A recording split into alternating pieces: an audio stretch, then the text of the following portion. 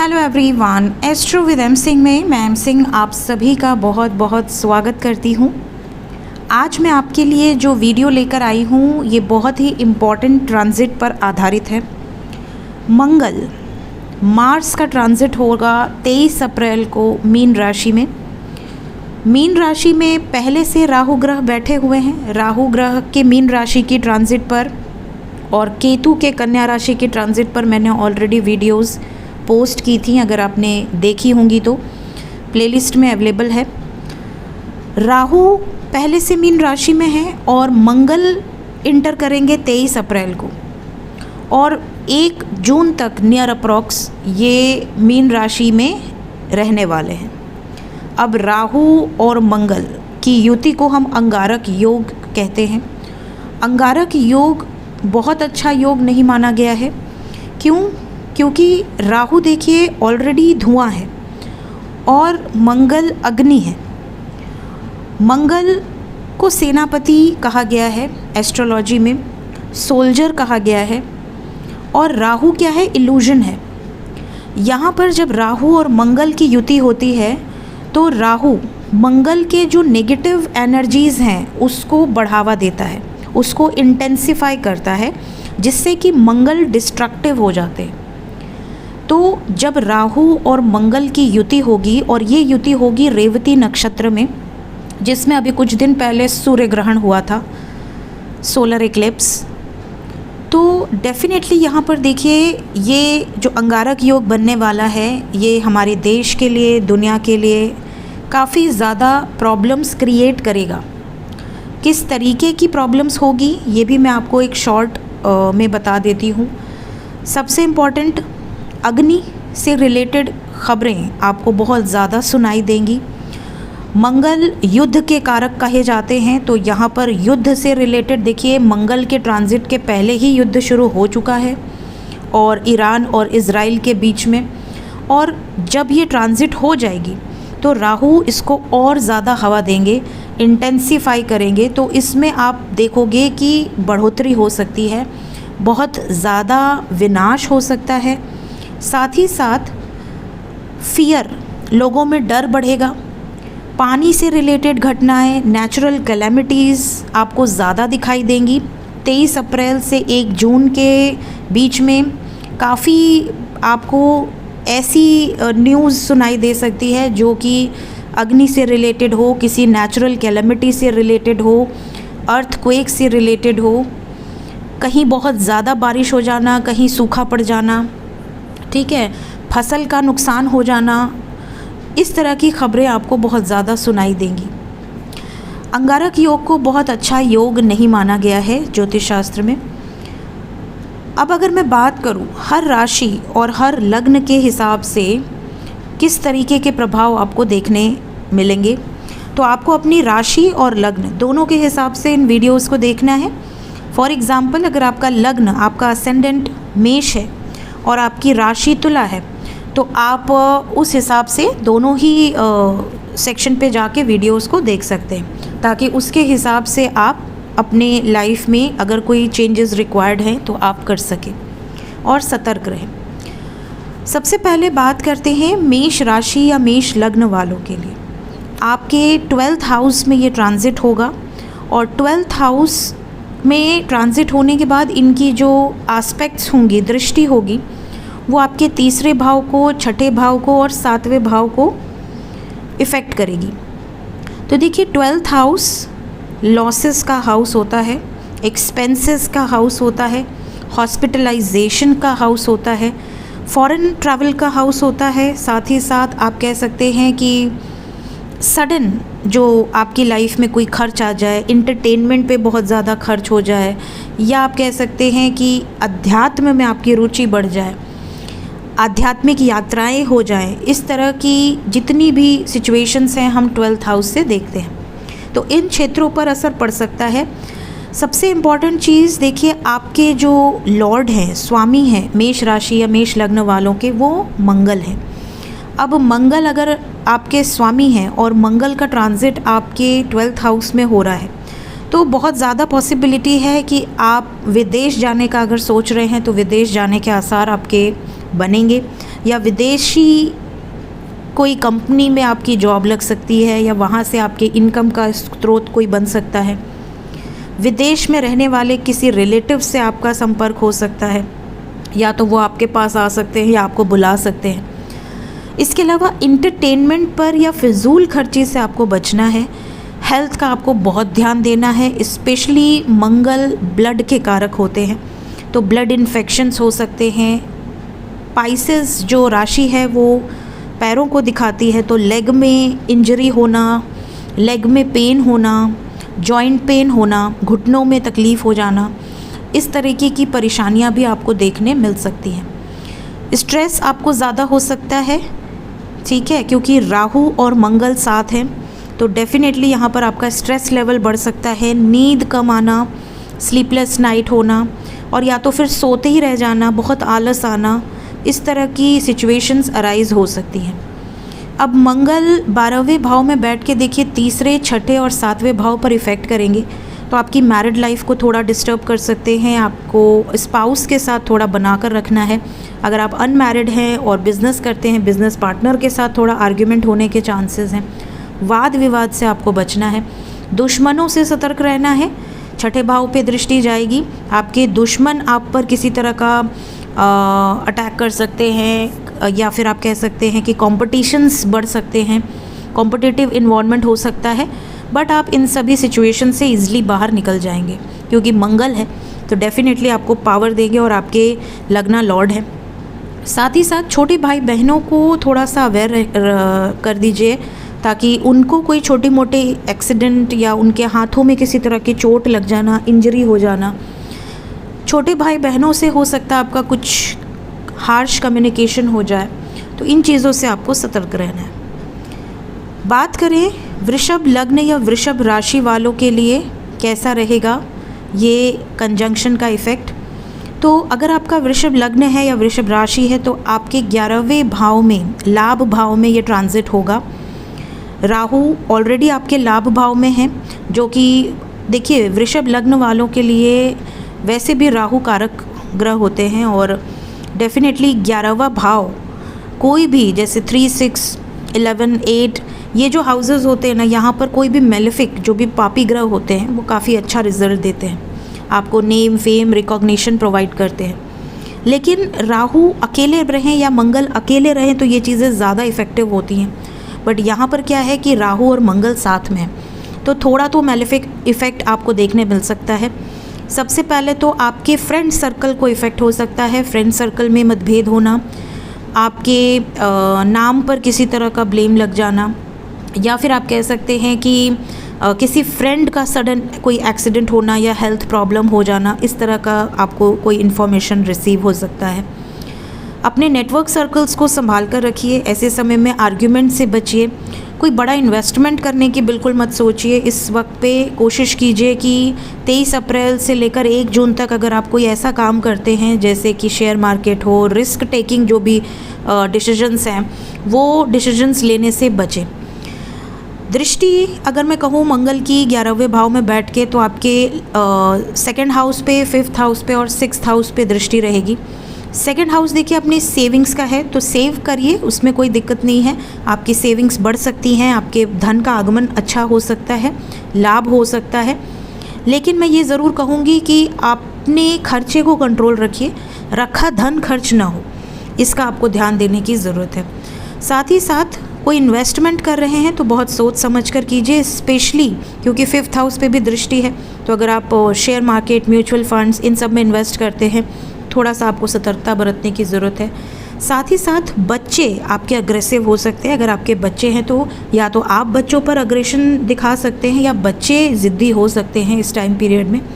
अगर आप खुद स्टूडेंट हैं तो आपका माइंड थोड़ा सा डिस्ट्रैक्टेड हो सकता है। मे बी आपको कोई अदर क्रिएटिव एक्टिविटी में ज़्यादा ध्यान लगे और आपका ध्यान पढ़ाई से हट जाए, ठीक है, इसमें आपको सतर्कता बरतने की ज़रूरत है।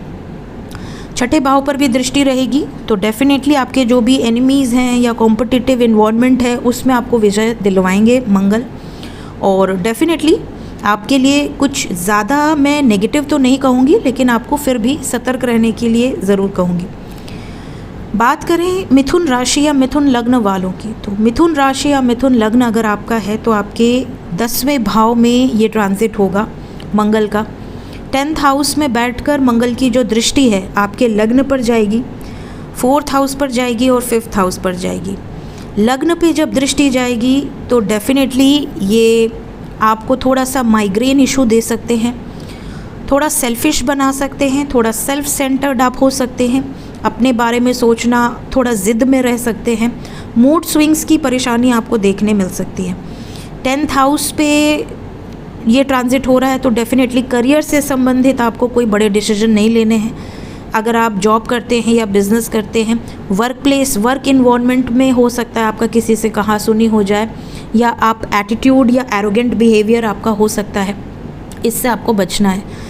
अगर आप कोई बड़ा इन्वेस्टमेंट करने की सोच रहे हैं, क्योंकि आपके 4थे भाव पे भी दृष्टि है, तो आपको इस वक्त पे स्पेशली जून तक बड़े इन्वेस्टमेंट का खतरा लेने की ज़रूरत नहीं है। थोड़ा सा डिसीजन को आप सोच समझ कर लें। कोई पेपर वर्क कर रहे हों तो बहुत ध्यान से डॉक्यूमेंट्स को पढ़ें, हड़बड़ाहट में कहीं साइन ना करें। साथ ही साथ आपके घर के माहौल में थोड़ी सी उठापटक हो सकती है, मे बी मदर के साथ आर्ग्यूमेंट हो जाए, मदर की तकलीफ़, हेल्थ प्रॉब्लम हो जाए, ठीक है, तो इस तरीके की सिचुएशंस अराइज हो सकती हैं।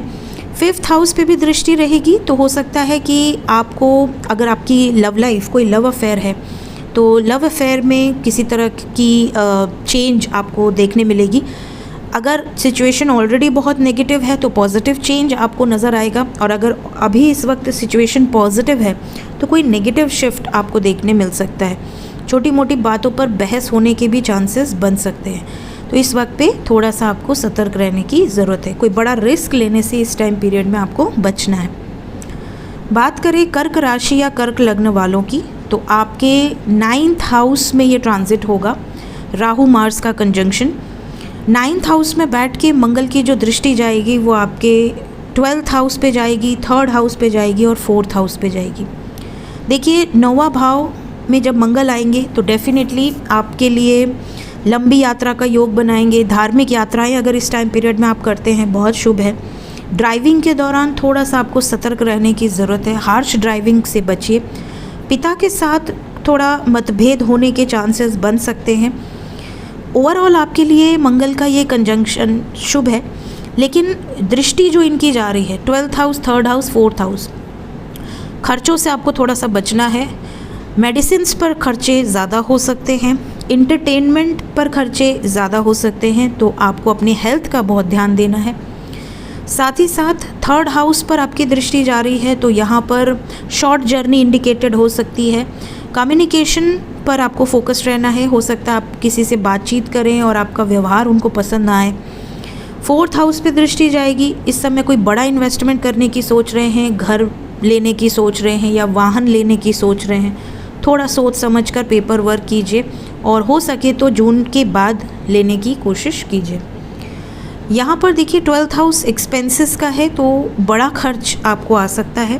पिता की हेल्थ ख़राब हो सकती है। पिता से रिलेटेड कोई अगर आप प्रॉब्लम में है, पिता की हेल्थ ऑलरेडी ख़राब है, तो उनका ध्यान आपको ज़्यादा रखने की ज़रूरत है।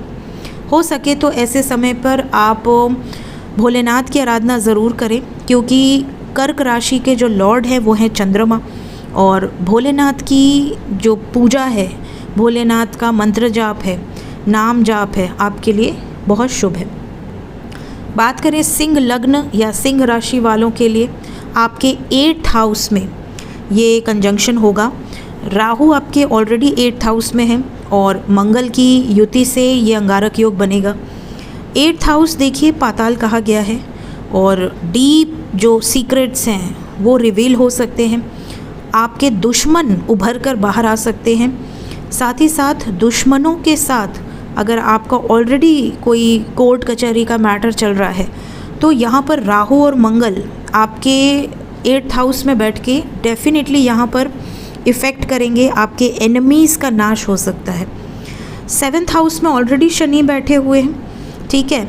वैसे तो मंगल और राहु का कंजंक्शन 8वें भाव में उग्र है, तो आपको थोड़ा सा अपनी हेल्थ का ध्यान देने की ज़रूरत है। 11th हाउस पे दृष्टि जाएगी, 2nd हाउस पे दृष्टि जाएगी और 3rd हाउस पे दृष्टि जाएगी। लाभ भाव में दृष्टि जाएगी तो डेफिनेटली लाभ होने के चांसेस आपके ज़्यादा हैं। सतर्क रहना है आपको। अगर इस वक्त पे कोई इन्वेस्टमेंट कर रहे हैं तो बहुत सोच समझ कर कीजिए। फ्रेंड सर्कल्स से आपको सहयोग मिल सकता है।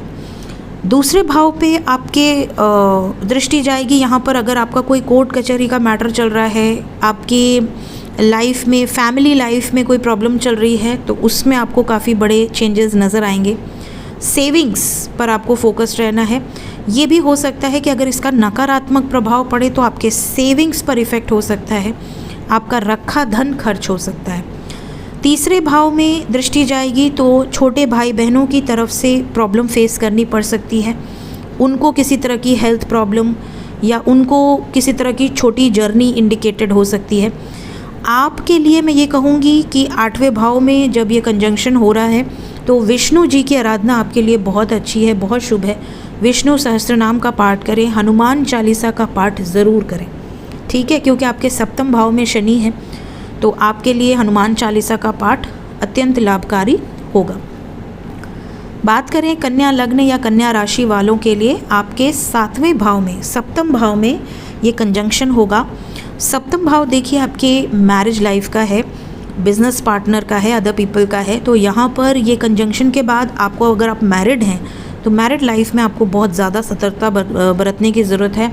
हीटेड आर्ग्यूमेंट होने के चांसेस हो सकते हैं। कोई ऐसा कड़वा सच आपके सामने आ सकता है जो आपको अभी तक पता ना हो, या फिर यहाँ पर पार्टनरशिप ब्रेक होने के भी चांसेस बन सकते हैं। तो ये जो टाइम पीरियड है नियर अप्रॉक्स 40-45 डेज़ का, इसमें आपको बहुत ज़्यादा अपनी ज़ुबान पर कंट्रोल रखना है, बेतुकी बातों पर बहस से बचना है। 7वें भाव में बैठकर जो मंगल की दृष्टि जाएगी वो आपके 10वें भाव पर जाएगी, लग्न पर जाएगी और दूसरे भाव पे जाएगी। करियर को लेकर कोई बहुत बड़ा डिसीजन इस वक्त पे मत लीजिएगा। अगर आप कोई न्यू बिज़नेस क्रिएट करना चाह रहे हैं तो आप अपने कुंडली में कहाँ पे प्लेसमेंट है, ठीक है, मंगल कुंडली में कहाँ पर प्लेस्ड हैं, राहु कुंडली में कहाँ पर प्लेस्ड हैं, उसके बेसिस पर ही आप सोच विचार करके इस वक्त पे शुरुआत कीजिए। अदरवाइज़ इस वक्त आप बचें कोई बड़ा डिसीजन लेने से तो ज़्यादा अच्छा है, क्योंकि मंगल आपके लिए वैसे भी बहुत ज़्यादा शुभकारी नहीं है। लग्न पर दृष्टि जाएगी तो आप काफ़ी मूड स्विंग्स हो सकते हैं, बहुत ज़्यादा टेंशन होना, माइग्रेन इशू होना, इस वक्त पे छोटी मोटी हेड इंजरी होने के भी चांसेस बन सकते हैं। थोड़ा गुस्सा आपके अंदर ज़्यादा रहेगा, थोड़ा ज़िद आपके अंदर ज़्यादा रहेगा, ज़िद्दी स्वभाव के कारण नुकसान उठाना पड़ सकता है। साथ ही साथ दूसरे भाव पर भी दृष्टि जाएगी, तो अगर आप सेविंग्स में इंटरेस्ट नहीं ले रहे हैं, खर्चे आपके कंट्रोल के बाहर हैं, तो ये आपके सेविंग्स पर तो इफ़ेक्ट डालेगा ही, आपकी फैमिली लाइफ को भी डिस्टर्ब करेगा।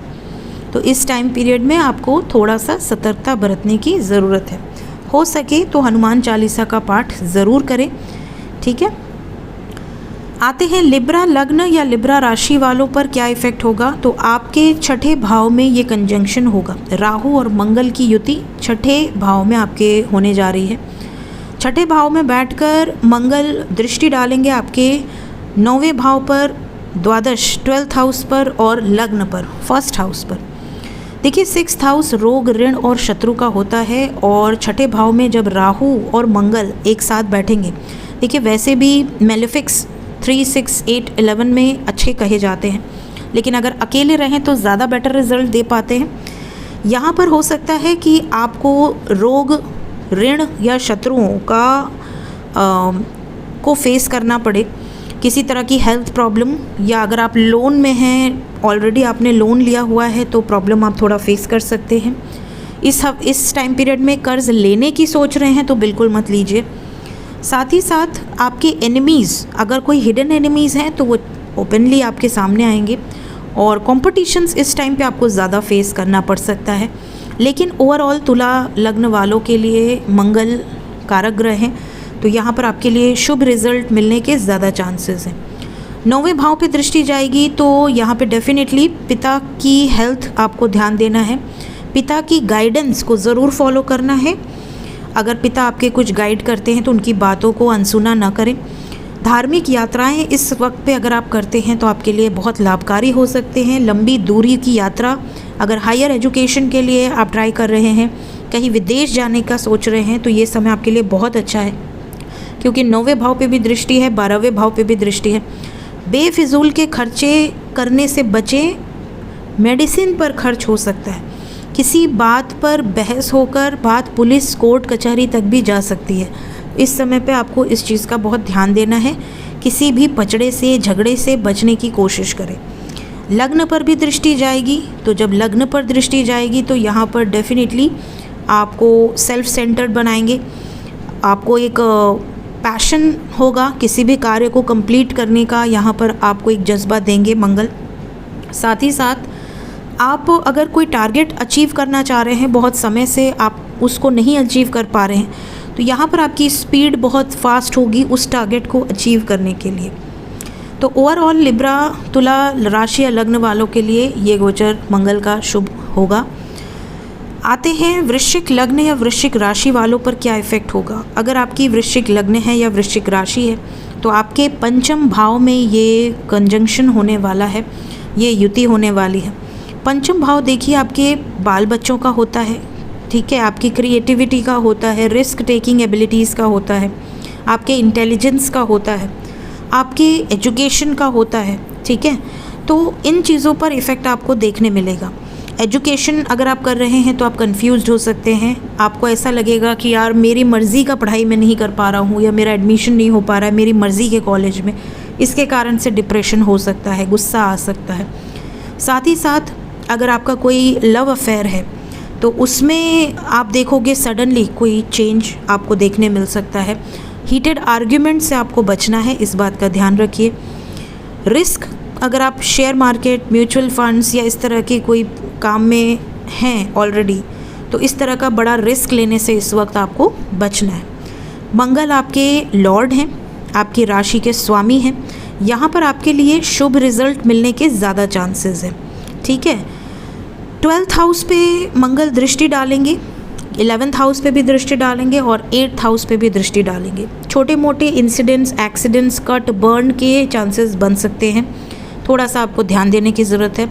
अगर आप रिसर्च ओरिएंटेड वर्क में जॉब करना चाहते हैं या कुछ क्रिएटिव करना चाहते हैं तो आपके लिए टाइम पीरियड बहुत अच्छा है। साथ ही साथ 11वें भाव पे दृष्टि होगी। सडन नेम, फेम, रिकॉग्निशन आपको रिसीव हो सकता है। फ्रेंड सर्कल का सपोर्ट मिलने के चांसेस ज़्यादा हैं। अगर यहाँ पर आपके बर्थ चार्ट में मंगल का नेगेटिव इफ़ेक्ट हो या राहु का नेगेटिव इफ़ेक्ट हो तो ही आपको कोई नेगेटिव परिणाम इन क्षेत्रों से देखने मिल सकते हैं। अदरवाइज़ आपके लिए मंगल का गोचर शुभ होगा। 12th हाउस पे भी दृष्टि जाएगी, तो यहाँ अगर आप विदेश जाना चाह रहे हैं तो यहाँ पर योग बनेंगे। विदेश से इनकम के स्रोत ओपन हो सकते हैं। यहाँ पर अध्यात्म में आपकी अगर रुचि है तो आपका काफ़ी मेडिटेशन में मन लग सकता है। कोई धार्मिक यात्राएं आप कर सकते हैं, ठीक है। अगर नेगेटिव परिणाम मिलेगा तो हॉस्पिटलाइजेशन या जेल यात्रा भी हो सकती है, इस चीज़ का आपको ध्यान देना है। बात करें धनु लग्न या धनु राशि वालों पर क्या इफ़ेक्ट होगा, तो आपके 4th भाव में ये कंजंक्शन होगा राहु और मंगल का। 4th भाव, 4th हाउस। 4th हाउस देखिए आपके कंफर्ट का है, आपका सुकून, आपका घर, आपका वाहन, आपके सुख साधन, आपकी माता।